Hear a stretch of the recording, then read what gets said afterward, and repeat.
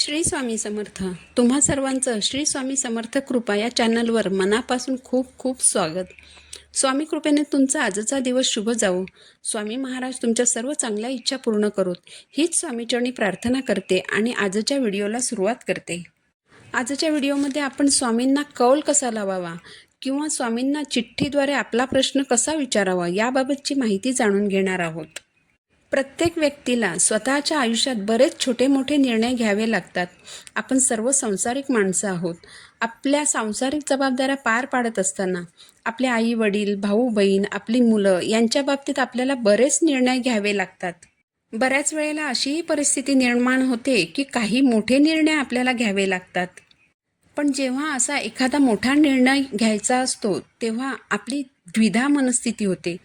जर आपला एखादा निर्णय चुकला तर काय होईल, आपलं नुकसान होईल की फायदा होईल, अशा विविध शंका मनात निर्माण होतात. मग अशा वेळेला आपण आपल्या घरातील लोक, जवळचे नातेवाईक यांना या प्रश्नाचं उत्तर विचारत राहतो. अशा वेळेला सगळ्यांकडून जर वेगवेगळी उत्तरं आली तर मग आपण आणखीनच गोंधळून जातो. तर मग याचं उत्तर कोणाला विचारावं असा प्रश्न आपल्याला पडतो. तर यावर एकच उत्तर आहे, ते म्हणजे आपल्या स्वामी महाराजांना या प्रश्नाचं उत्तर विचारणं. तर आता एखाद्याच्या मनात शंका उत्पन्न होईल की खरंच महाराजांकडून आपल्या प्रश्नाचं उत्तर मिळतं का? तर हो, आपल्या प्रश्नाचं उत्तर स्वामी महाराज नक्कीच देतात. खरं तर जेव्हा जेव्हा आपण अडचणीत असतो, संकटात असतो, आपले प्रश्न सुटत नसतात, अशा वेळेस जेव्हा आपण स्वामींकडे जातो, स्वामींना मुजरा करतो, आपल्या अडचणी सोडविण्यासाठी स्वामी महाराजांना प्रार्थना करतो, तेव्हा तेव्हा प्रत्येक वेळेस स्वामी आपल्याला विविध संकेत देऊन मार्गदर्शन करत असतात. पण बऱ्याच वेळेस बऱ्याच जणांना हे संकेत समजत नाहीत. तर अशा वेळेस आपण चिठ्ठीद्वारे स्वामींना प्रश्नाचं उत्तर विचारू शकतो. यासाठी सर्वप्रथम तुमची दृढ भक्ती आणि अतूट विश्वास स्वामी महाराजांवर असायला हवा. तुम्ही महाराजांना प्रश्न विचारल्यानंतर जर त्या प्रश्नाचं उत्तर तुमच्या मनाविरुद्ध आलं तरी महाराज जी आज्ञा देतील त्या आज्ञेचं पालन तुम्हाला करायचं आहे. जर तुम्ही महाराजांची आज्ञा पाळणार असाल तरच महाराजांचा कौल घ्यायचा आहे, तरच महाराजांना प्रश्न विचारायचा आहे. केवळ एक सोपस्कार किंवा बघूयात महाराज काय उत्तर देतात अशी मानसिकता ठेवून महाराजांना प्रश्न विचारायचा नाही. कारण महाराजांना प्रश्न उत्तर करत राहणे हा कोणताही खेळ नाही. त्यामुळे ज्यांची महाराजांवर नितांत भक्ती आणि श्रद्धा आहे, विश्वास आहे, ज्यांची स्वामींनी दिलेलं उत्तर स्वीकारायची तयारी आहे, त्यांनीच महाराजांना एखाद्या प्रश्नाचं उत्तर विचारायचं आहे. तर आता आपण बघूया की महाराजांना आपला प्रश्न कसा विचारायचा. स्वामी महाराजांचा वार हा गुरुवार आहे. त्यामुळे तुमचा जो काही प्रश्न असेल त्याचं उत्तर शक्यतो गुरुवारी स्वामी महाराजांना विचारायचं आहे. यासाठी आपल्याला एक कोरा पेपर घ्यायचा आहे. त्या पेपरचे 2 समान तुकडे करायचे आहेत. त्यानंतर एक लाल पेन घ्यायचं आहे आणि या पेनाने दोनही कागदांच्या तुकड्यांवर वरच्या बाजूला श्री स्वामी समर्थ असं लिहायचं आहे आणि त्याखाली तुमच्या मनामध्ये जी इच्छा असेल, ज्याचं उत्तर स्वामींकडून घ्यायचं आहे, तर ती इच्छा लिहायची आहे. तर तुमची इच्छा चिठ्ठीवर कशी लिहायची?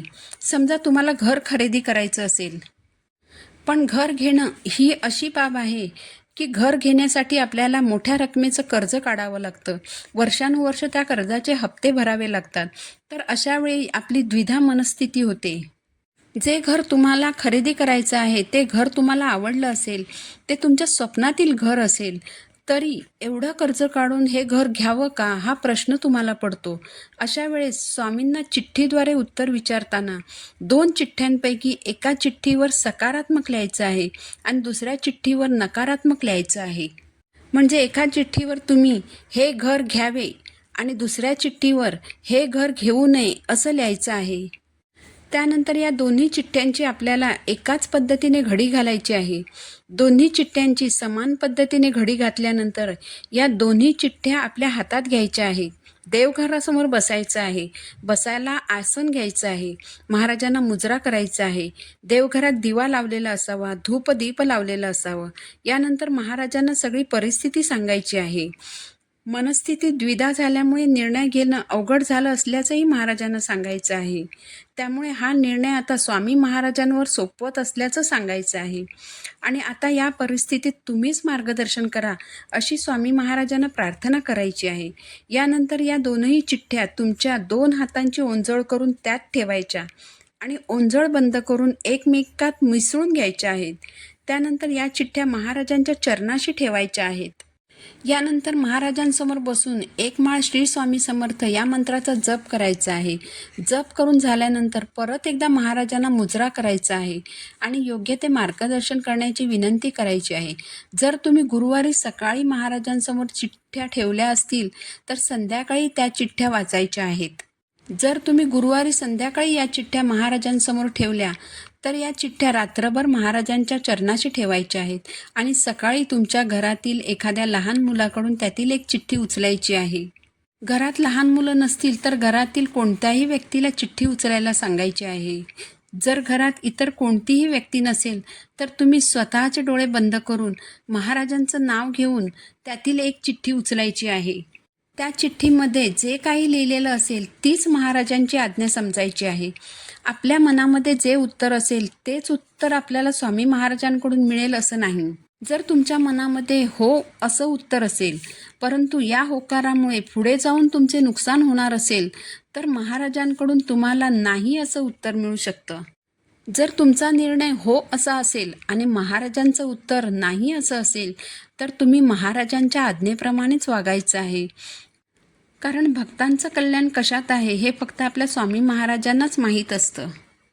स्वामी महाराजांची जी आज्ञा असेल त्याप्रमाणे वागण्याची तयारी असेल तरच महाराजांना उत्तर विचारायचं आहे. जर महाराजांचं उत्तर नाही असं असेल आणि महाराजांची आज्ञा न मानता जर तुम्ही तुमच्या मनाप्रमाणे ते काम करायला गेलात तर तुमचं काम कधीही होणार नाही याचा अनुभव तुम्ही स्वतः घेऊन बघा. तुम्हाला भविष्यात जे अडचणीचं होणार आहे किंवा जे त्रासदायक होणार आहे ते करायला स्वामी महाराज कधीच होकार देणार नाहीत. स्वामी चरित्र सारामृतातील अध्याय 12 मध्ये चिठ्ठीद्वारे प्रश्न विचारण्याबाबत उल्लेख केलेला आहे.